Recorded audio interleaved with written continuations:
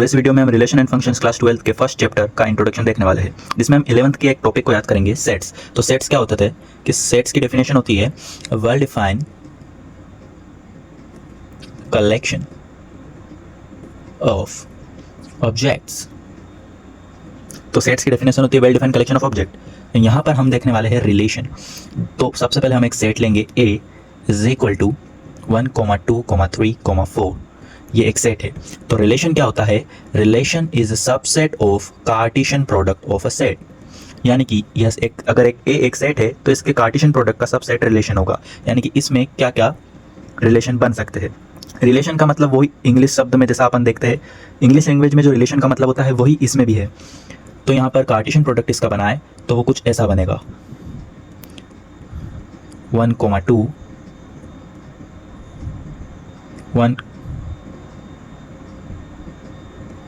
3, 1, 4, 2, 1, 2, 2, 2, 3 and 2, 4। और भी हम अगर देखें तो 3, 1, 3, 2, 3, 3 एंड 3, 4 एंड 4 का भी ऐसा ही बनेगा।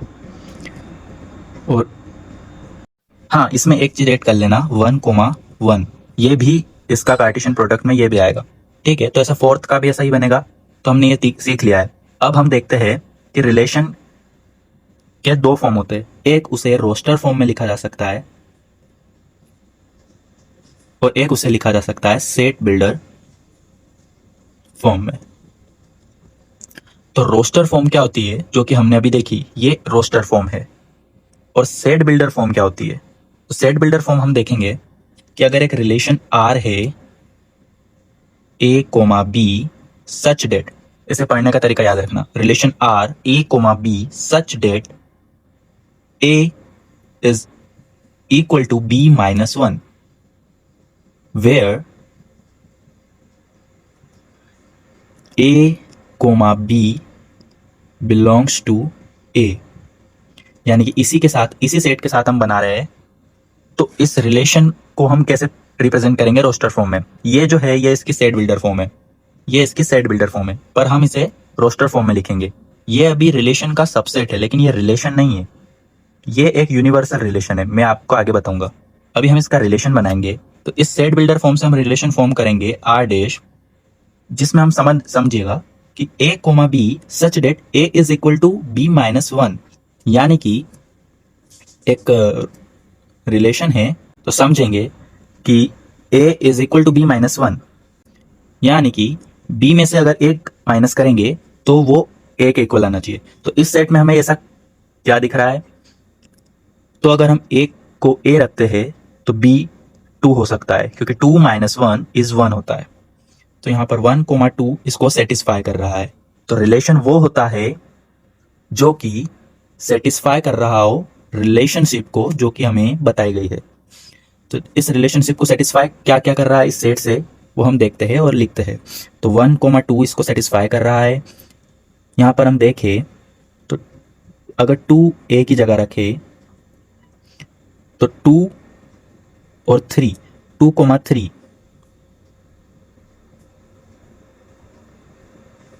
अगर हम 3 को B मानेंगे तो B माइनस 1 2 होता है, और ये भी हमारे इसको सेटिस्फाई कर रहा है। हम 3, 4 लिखेंगे, ये भी इसे सेटिस्फाई कर रहा है। तो ये हमारा रिलेशन होता है। अब देखो, अगर हम 3, 2 ले ले तो क्या ये इसको सेटिस्फाई कर रहा है? क्योंकि हम इसको A मानते हैं और इसको B। तो 3 इज इक्वल टू 2 माइनस 1, क्या ये सही है? नहीं, ये पूरी तरह गलत है। तो ये इसको सेटिस्फाई नहीं करता है, इसलिए हम इसे रिलेशन में नहीं लेंगे। तो इसके ये 3 बनते हैं और इसी को हम इसका रिलेशन कहते हैं। रिलेशन वो होता है जो कि गिवन रिलेशनशिप को सेटिस्फाई कर रहा हो। तो ये हमारा रिलेशन बन गया। अब हम पढ़ने वाले हैं टाइप्स ऑफ रिलेशंस। तो रिलेशंस के टाइप्स, तो टाइप्स ऑफ रिलेशन में पहला है एम्प्टी रिलेशन, जिसको वॉइड रिलेशन भी कहते हैं।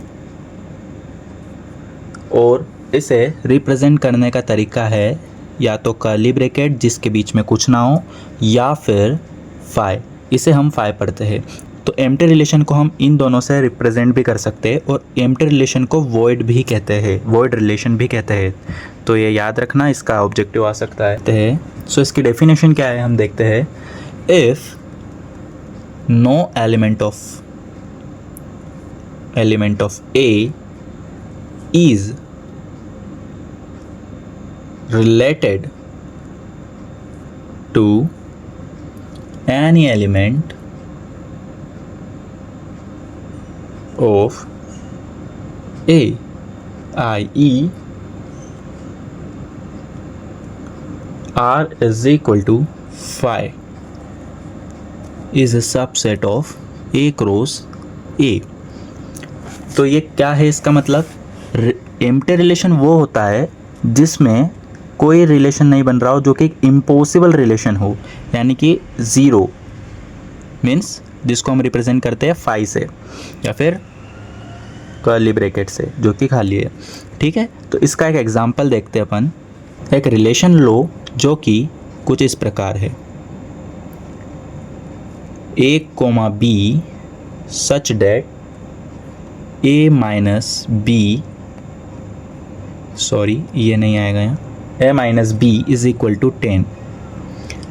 अब हम देखते हैं हमारे जो हमने ऊपर एग्जांपल लिया था इसी में हम देख रहे हैं क्या ये इसको सेटिस्फाई कर पा रहा है, क्या कुछ ऐसा कोई सा भी इसमें ऑर्डर्ड पेयर हमें दिख रहा है जो कि इसको ये सब ऑर्डर्ड पेयर है।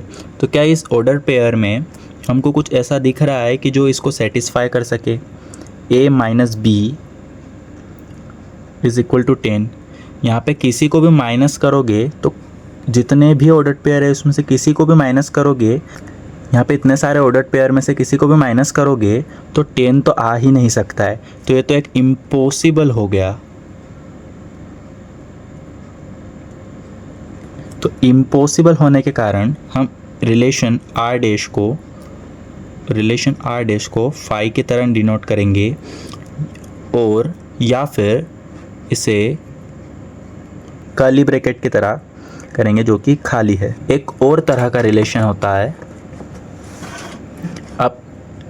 अब एम्प्टी रिलेशन के अलावा एक और तरह का रिलेशन होता है, वो होता है यूनिवर्सल रिलेशन। यूनिवर्सल रिलेशन क्या होता है? इसका अपोजिट, एम्प्टी रिलेशन का अपोजिट यूनिवर्सल रिलेशन होता है। यूनिवर्सल रिलेशन तब होता है जब if each element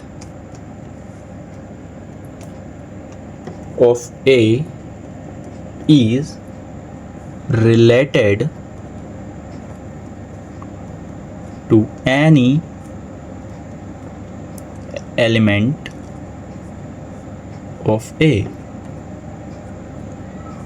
जैसे R is equal to A cross A, यानी कि जैसा कि मैंने ऊपर बताया था यूनिवर्सल, अगर याद हो तो इसको हमने यूनिवर्सल रिलेशन कहा था। तो ये एक यूनिवर्सल रिलेशन है क्योंकि R A क्रॉस A के ही इक्वल है।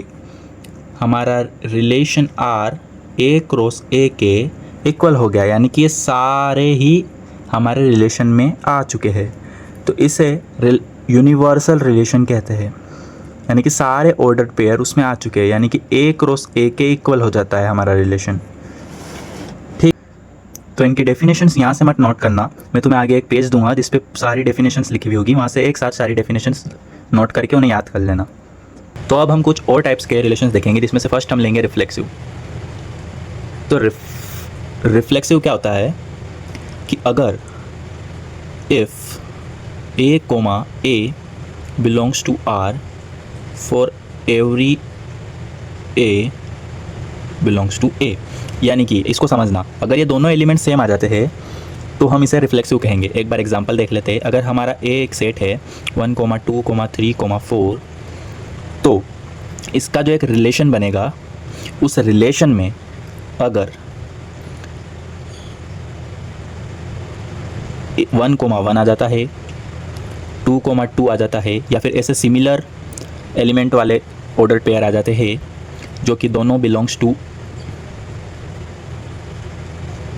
रिलेशन में होते हैं जिसमें कि ये दोनों ए सेट के होते हैं और इसमें सिमिलर होना चाहिए। अगर सिमिलर होते हैं तो यह रिलेशन रिफ्लेक्सिव कहलाएगा। ठीक है, समझ गए। अब सेकेंड वाले पे आते हैं। तो सिमेट्रिक, इसको कैसे डिफाइन करेंगे?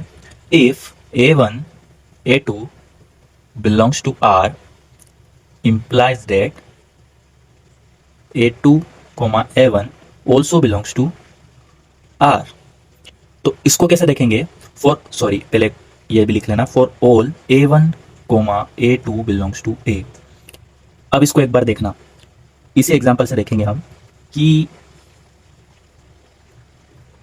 अगर A1 और A2 बिलोंग्स टू R यानी कि रिलेशन में है और वहां पर A2, A1 भी होगा, यानी कि अगर 1, 2 एक रिलेशन में है, एग्जिस्ट करता है, बिलोंग्स टू R, तो ये इसको सिमेट्रिक बनाने के लिए वहां पर 2, 1 को भी बिलोंग करना पड़ेगा R से, तभी यह रिलेशन सिमेट्रिक कहलाएगा। रिफ्लेक्सिव के लिए 1, 1 चाहिए रहता है, यानी कि सेम एलिमेंट्स चाहिए रहते हैं। और सिमेट्रिक के लिए अगर 1, 2 यानी कि A, B है तो B, A भी उसमें होना चाहिए। ठीक है, समझ गए। अब थर्ड पे आते हैं, जो कि होता है ट्रांजिटिव। इसकी डेफिनेशन, मतलब इसको समझते हैं। If A1, A2 belongs to R and A2, A3 belongs to R implies that A1, A3 also belongs to R for all A1, A2, A3 belongs to A, यानी कि हमारे इस सेट से। तो इसको एक एग्जांपल की तरह समझ लेते हैं अपन ने जो सेट ले रखा था A, वही इसी सेट के बारे में बात करेंगे, देखेंगे। A1, A2 belongs to R, यानी कि अगर 1, 2 बिलोंग्स टू R